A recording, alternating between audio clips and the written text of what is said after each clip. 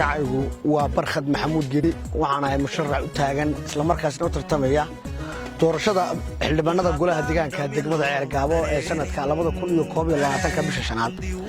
Fariinteeduna waxay ku aadan tahay fariin yar oo wacyigelin ah oo ku aadan diiwaangelinta doorashada codbixiyaasha Soomaaliland.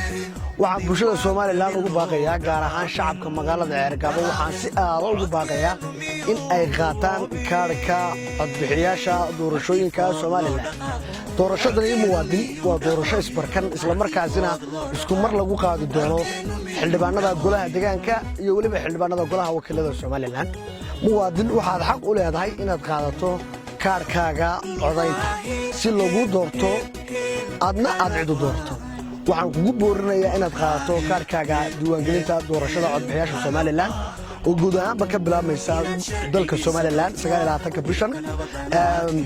muwaadin waxaa fiiro gaar u baahan inaad ka taxadirto isla markaasina ka digtoonaato inaad hore markii haddii aad hore u qaadatay kaarka doorashada codbixiyaasha doorashooyinka Soomaaliland 2016 in aanad ku noqonin mar labaad.